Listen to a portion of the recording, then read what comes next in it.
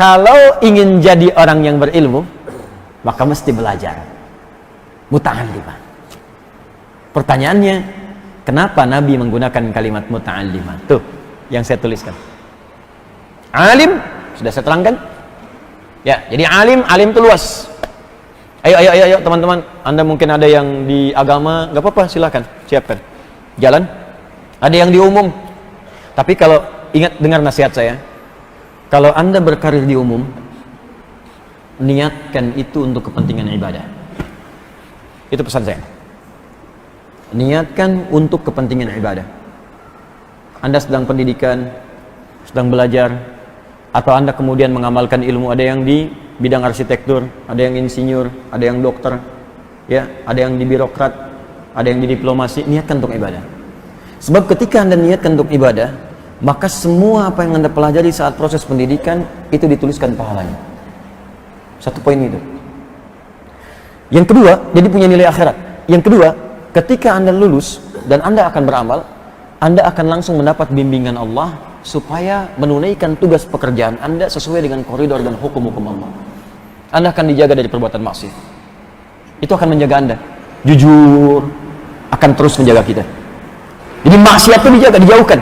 Jadi pejabat, Anda diarahkan pada yang benar. Hal-hal yang buruk itu Allah singkirkan. Dikuatkan benar di jiwa kita. Dan yang paling dahsyat, karya yang akan dia buat otomatis jadi pahala. Contoh, Anda kuliah di salah satu kampus misalnya, apapun itu untuk jadi insinyur. Anda niatkan untuk ibadah, bahkan sambil menghafal Quran, sholat dijaga dan sebagainya. Begitu lulus, Anda bikin jalan. Anda niatkan untuk ibadah, ya Allah, saya niatkan jalan ini yang dibangun memang proyek dunia, tapi niatnya akhirat. Begitu jadi jalannya, saya niatkan untuk ibadah, ya Allah, tolong jadikan setiap yang pakai jalan ini, ya Allah, berada dalam kebaikan. Begitu jalan itu dipakai oleh orang sholat akan ke masjid, setiap orang yang sholat lewat jalan itu, maka dari setiap orang yang lewat itu Anda mendapatkan bagian pahalanya tanpa dikurangi sedikit pun. Ada orang mau umrah lewat jalan yang Anda bikin, Anda mendapat bagian pahalanya. Anda yang bikin pesawatnya, Anda yang bikin pipa wudhu tuh, pipa keran tempat wudhu, Anda yang bikin, yang niatkan beribadah, dunianya dapat, bayaran dapat, gaji dapat, akhirat pahala dapat. Setiap orang wudhu Anda dapat pahalanya. Apa Anda tidak baca di hadis Muslim?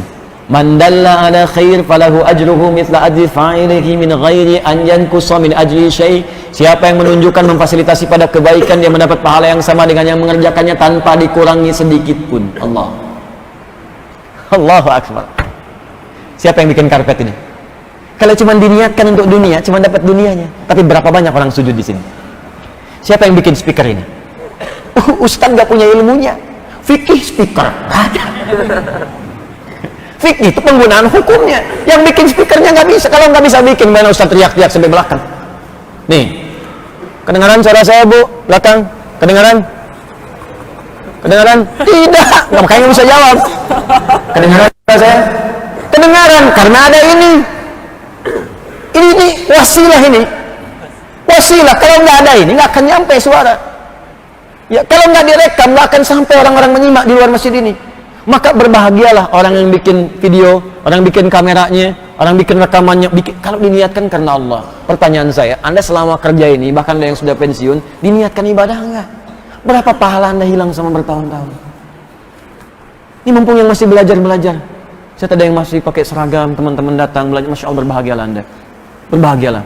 Nah, kalau Anda sedang pendidikan seperti ini, sedang belajar, atau Anda yang kalaupun sudah tidak berkarir lagi, datang ke masjid, belajar fiqih, belajar hadis, belajar tafsir, maka kata Nabi kalimat yang menggunakan ughdu aliman, au kun aliman, au muta'alliman. Kalau belum sampai pada derajat yang pertama alim, maka yang kedua naiki tangganya. Ini akan punya nilai yang sama dengan yang pertama kalau serius. Muta'allim. Jadilah muta'allim. Jadilah pembelajar. Teman-teman, pembelajar punya dua kata dalam bahasa Arab. Satu, darisun, dari kata darasa yadrusu, darsan wa dirasatan fahuwa darisun. Ya, orang Sunda biasa mengamalkan kalimat ini. Ayo ngadaras. Ngadaras itu dari bahasa Arab, dari kata darasa. Oh, berarti hujan deras bahasa Arab? Bukan, itu beda. Ya, itu beda. Banyak kosakata bahasa Arab di bahasa Indonesia, termasuk bahasa-bahasa daerah. Ya, bahasa Sunda yang bahasa pasaran, betung, ya, perut, batnun. Ya, batnun dari kata apa namanya? Batnun, dari kata perut, batnun. Bahasa Indonesia lebih banyak lagi.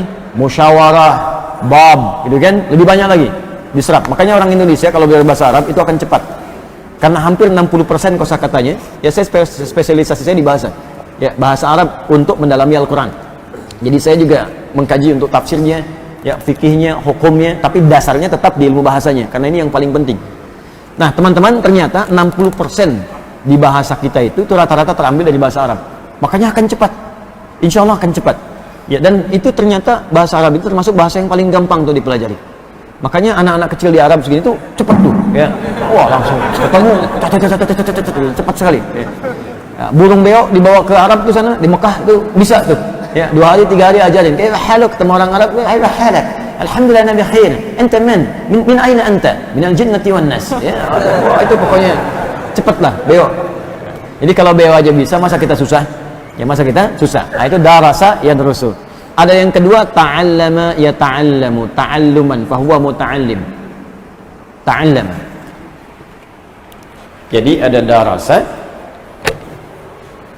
Darasa tempatnya disebut madrasah. Ya, darasa tempatnya disebut madrasah. Ada ta'allama.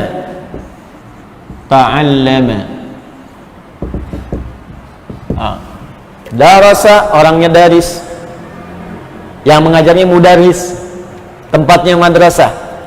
Baik, yang ini ta'allama, orangnya muta'allim. Jadi asal katanya dari sini. Pertanyaannya, kenapa Nabi tidak mengatakan kun atau ughdu aliman au darisan, tapi Nabi mengatakan kun aliman au muta'allima, terambil dari kata ta'allama. Kenapa kalimat ini yang digunakan, bukan kalimat yang ini? Apa rahasianya? Itu akan kita kaji di pertemuan berikutnya, insyaallah.